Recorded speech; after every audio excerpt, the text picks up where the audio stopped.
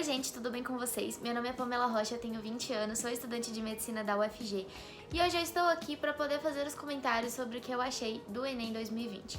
Para quem não sabe, eu estou montando uma planilha analisando todos os Enems desde 2010, todas as provas, para eu poder ver todos os assuntos que já caíram desde 2010, para poder ir analisando as provas uma a uma também e ir vendo as diferenças que tiveram e com isso tentar prever o que a gente pode esperar dos próximos Enem, das próximas edições.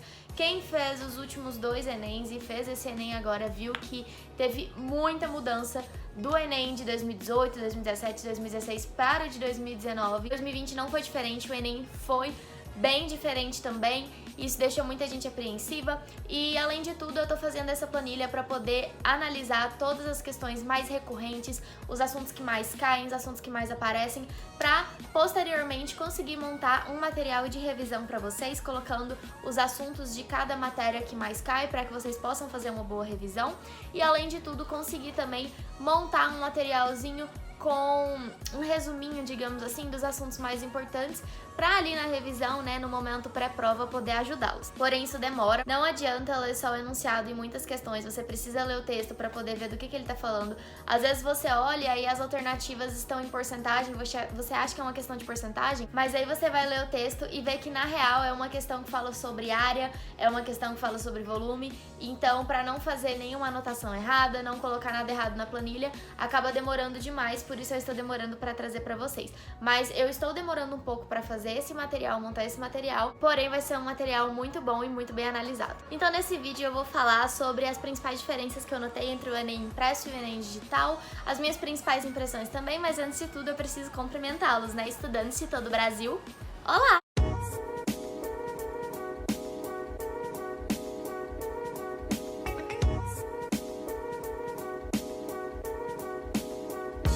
Então, gente, vamos logo pro vídeo. Antes de tudo, eu quero pedir desculpa para caso tiver um barulho aí no fundo, é porque aqui em casa tá chovendo. Já tá chovendo há um tempo, eu tô esperando a chuva passar pra conseguir gravar o vídeo, porém a chuva não está passando, então eu tive que começar a gravar o vídeo logo, senão o vídeo ia sair muito atrasado, porque eu ainda tenho que editá-lo e upá-lo no canal. Mas enfim, eu analisei as duas provas do Enem, a prova do Enem Impresso e a prova do Enem Digital.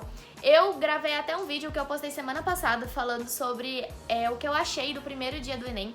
Eu não gravei esse vídeo sobre o segundo dia do Enem, apesar de ter analisado, porque eu não achei que tinha muitas coisas pra pontuar, seguiu mais ou menos o normal do Enem, então eu nem gravei um vídeo. Mas eu analisei o Enem Digital também e eu percebi algumas discrepâncias, diferenças mesmo quanto à prova do Enem impressa.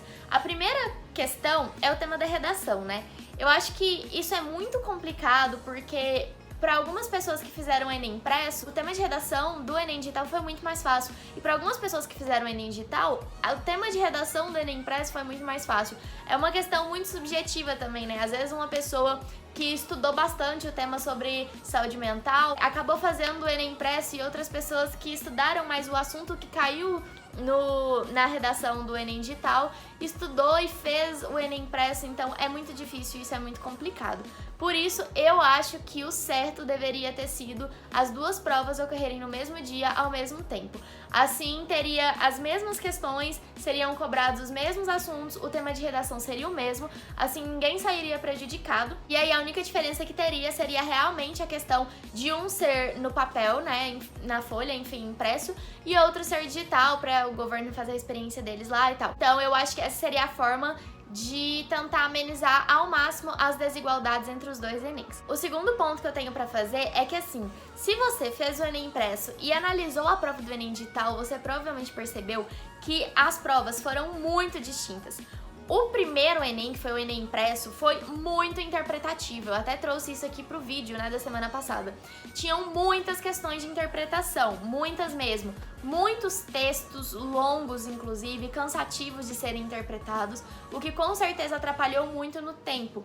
E eu até falei, né, a questão de que muitas matérias, principalmente humanas, não foi cobrado muitos assuntos, né? Muitos assuntos não foram abordados. E isso é prejudicial porque as pessoas estudam o ano todo um conteúdo e chega lá e não cai 25% do que a pessoa estudou. Já o Enem digital foi totalmente o oposto. O Enem digital, eu considerei ele bem conteudista, inclusive. Caíram muitos assuntos que no Enem impresso não caiu. E além de tudo, o Enem digital, ele foi até mais diferente ainda do modelo de Enem, porque ele tinha um padrão de questões mais curtas, enunciados mais curtos, textinhos mais curtos, bem mais direto ao ponto, bem estilo questão vestibular, sabe? Muitos vestibulares são assim, e eu percebi essa diferença. Pra você que fez o Enem impresso, eu recomendo que você olhe o digital, você provavelmente vai ver essa diferença também. E eu considerei o Enem digital bem mais conteudista, porque além de cobrar diversos outros assuntos que não foram cobrados no Enem impresso, cobraram até alguns assuntos que não caíam tanto, né? Por exemplo, matriz não é um assunto recorrente, tudo bem que a gente sabe que pode cair, né? Mas eu tô falando assim, assuntos recorrentes, por exemplo, matemática, porcentagem, probabilidade, razão e proporção, esses assuntos assim, equação de primeiro grau, equação de segundo grau, trigonometria básica, essas coisas. Então, caíram alguns assuntos que normalmente não caem tanto, obviamente de um jeito mais fácil, por exemplo, não caiu contas com matrizes, caiu só a teoria, né, como já caiu em outros Enems, inclusive, mas eu achei bem conteudistas, tinha algumas questões bem difíceis de serem feitas, bem impossíveis mesmo de serem feitas, mas em compensação eu acho que a prova estava menor, estava menos cansativa, especialmente de humanas e de linguagens.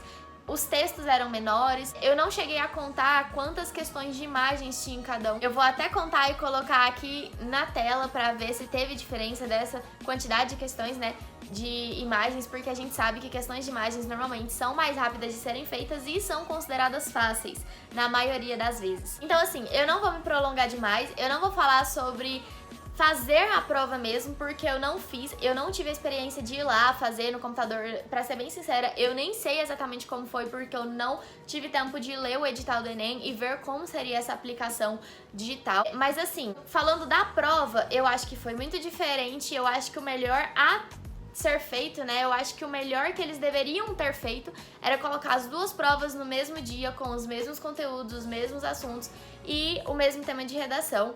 Até porque seria até melhor pra eles, né? Porque, por exemplo, se, vamos supor, a maioria das pessoas que fez o Enem digital se saiu melhor do que no Enem impresso, por exemplo, do que a média, entendeu? Por exemplo, a média de acertos do Enem impresso de todo o Brasil, no geral, foi, sei lá, 90 questões, por exemplo, um exemplo. E aí a média de acertos do Enem digital de todo o Brasil foi, sei lá, 110 questões.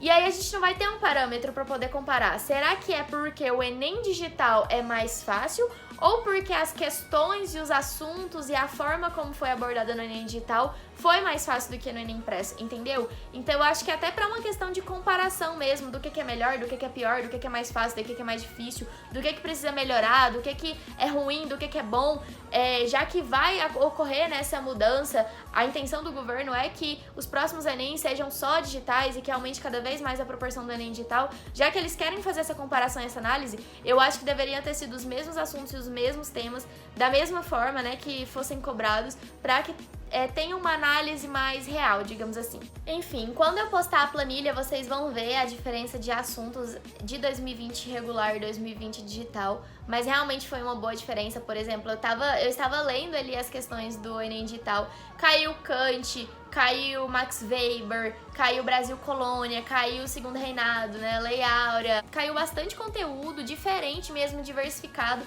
o que foi uma reclamação, inclusive, que eu fiz no vídeo anterior sobre o primeiro dia do Enem 2020 impresso.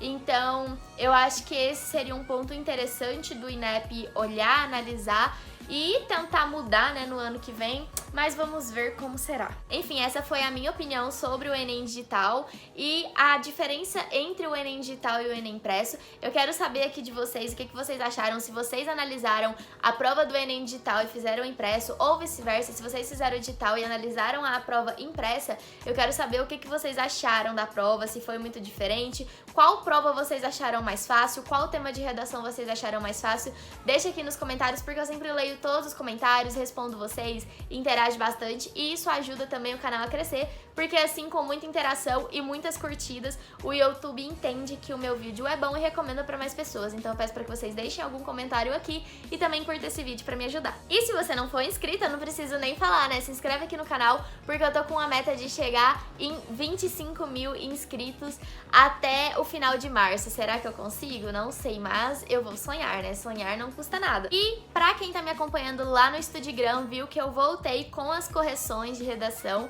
E eu deixei pra falar no final desse vídeo a frase pra eu ver quem queria assistir o vídeo até o final. E se você quiser a correção gratuita essa semana, eu vou abrir uma caixinha de perguntas esse final de semana lá. E eu quero que você comente lá: eu vou ser calouro em 2021. Compartilha esse vídeo com seus amigos. Não esquece de seguir lá o Instagram, @vestibuleiros. Me segue lá no Instagram pessoal também, @_Pamela Rocha. Um beijo e tchau!